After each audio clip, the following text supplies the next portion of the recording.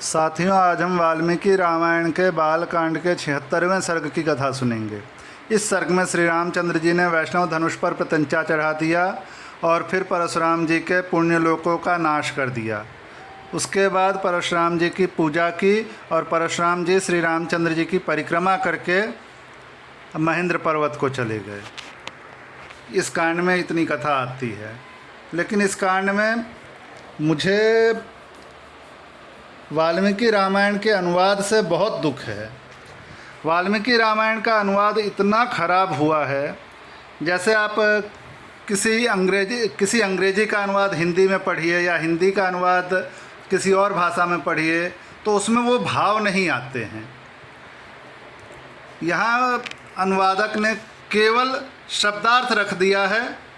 शब्दार्थ के साथ कम से कम इतनी कोशिश करनी चाहिए थी कि श्री रामचंद्र जी परशुराम को परशुराम कहकर नहीं पुकारेंगे, परशुराम जी कम से कम लगा देना चाहिए था।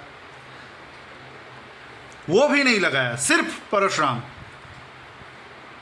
वे पीछे के अध्यायों में भी केवल विश्वामित्र, वो उनके गुरु हैं, वो उन्हें विश्वामित्र कह के नहीं पुकारते।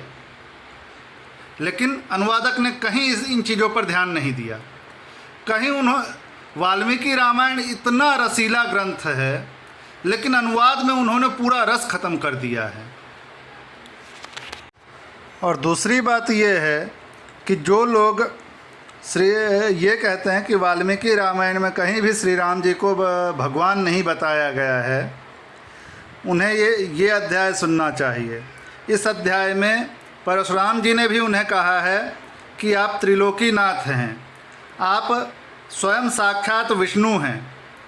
तो जो लोग ये कहते हैं कि वाल्मीकि रामायण में कहीं भी श्री रामचंद्र जी को भगवान नहीं कहा गया है, वो एक तो जन्म के कथा के समय ये आ गया था कि वे भगवान का स्वयं अवतार हैं।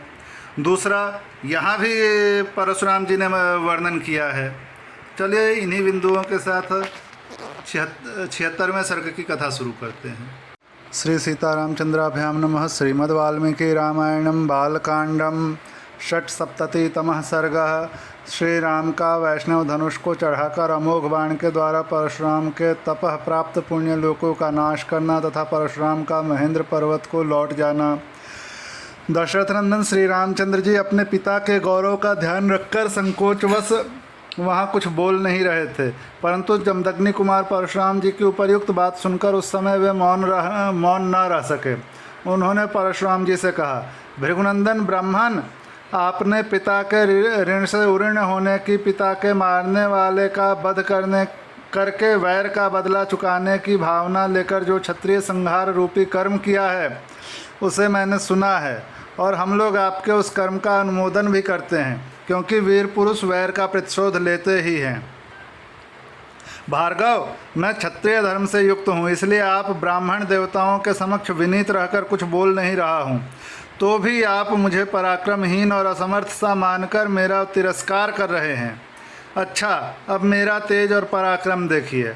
ऐसा कहकर शीघ्र पराक्रम करने वाले श्री रामचंद्र जी ने कुपित हो परशुराम जी के हाथ से वह उत्तम धनुष और बाण ले लिया, साथ ही उनसे अपनी वैष्णवी शक्ति को भी वापस ले लिया।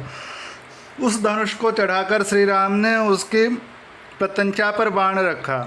फिर कुपित होकर उन्होंने जमदग्नि कुमार परशुराम जी से इस प्रकार कहा, भृगुनंदन राम, आप ब्राह्मण होने के नाते मेरे पूज्य हैं तथा विश्वामित्र जी के साथ भी आपका संबंध है। इन सब कारणों से मैं इस प्राण संहारक बाण को आपके शरीर पर नहीं छोड़ सकता।